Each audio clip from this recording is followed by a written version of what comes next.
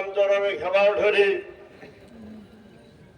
ভগবন্তৰ চৈতন্য মূৰ্তি স্বৰূপ ইয়াত সমবেত হোৱা লক্ষ লক্ষ ভকতবৃন্দ বৈষ্ণৱবৃন্দ বাপ বান্ধৱ আই মাতৃসকল যুৱক যুৱতীসকল কিশোৰ কিশোৰীসকল সহৃদয় ৰাইজ সাংবাদিক বন্ধুসকল আৰু সন্ত মহন্তসকল শিল্পীসকল আমি সৰুতেৰে পাদপদ্মত জয় জয়তে সশ্ৰদ্ধ প্ৰতিবাদ আমি নিবেদন কৰিছো। হে ভগৱন্ত স্বৰূপ বাপ বান্ধৱ আই মাতৃ সমস্ত আজি আমাৰ এই পৰম শ্ৰদ্ধাৰ পৰম আকাংক্ষাৰ যিটো অনুষ্ঠান শ্ৰীমন্ত শংকৰদেৱ সংঘৰ বাৰ্ষিক অধিৱেশন আজি 95 সংখ্যক অধিৱেশন ঐতিহ্যমণ্ডিত এই জামুগুৰি হাটৰ জ্যোতি বিষ্ণু সমন্বয় ক্ষেত্ৰ ধৰাইবিল নাহৰবাৰী ক্ষেত্ৰত আজি অনুষ্ঠিত কৰা হৈছে।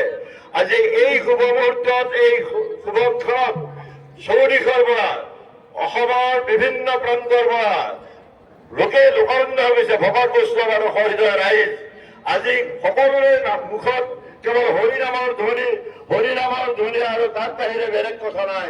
গতিকে বাপ বান্ধৱ ভাই ভাতৃ সমস্ত ইয়াত ভগৱন্তৰ চৈতন্য মূৰ্তি স্বৰূপে আমাৰ যেতিয়া ভকত বান্ধৱৰে হৰিনাম কীৰ্তনে মুখৰিত কৰিছে।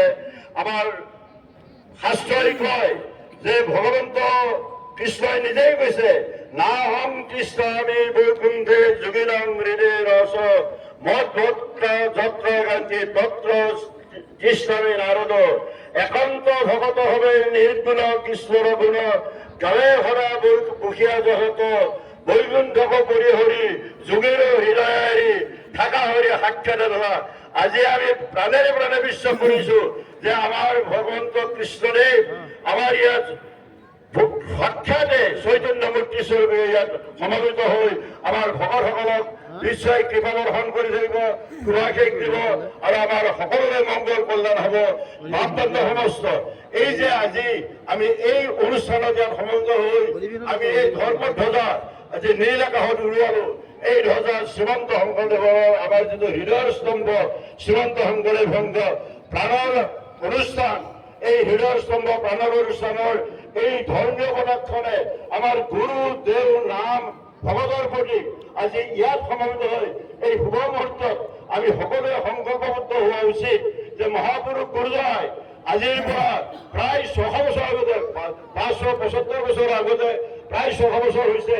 এই 600 বছৰ আগতে এটা অৱতাৰী পুৰুষ হিচাপে কৃষ্ণকে অৱতাৰী পুৰুষ হিচাপে আমাৰ এই পূব প্ৰান্তত ভাৰতবৰ্ষৰ পূব প্ৰান্তত বৰদোৱাত আবিৰ্ভাৱ হৈ গোটেই মানৱ জাতিৰ কল্যাণৰ কাৰণে আমাক এটা দৰ্শন দি গৈছিলে, এটা আধ্যাত্মিক দৰ্শন দিছিলে, এটা সামাজিক দৰ্শন দিছিলে, এটা সাংস্কৃতিক দৰ্শন দিছিলে আৰু সকলো জনগোষ্ঠীৰ সকলো মানুহক একত্ৰিত কৰি গুৰুজনাই এটা শাশ্বতবাদী হৈছিলে, এটা সনাতন ধৰ্মবাদী হৈছিলে।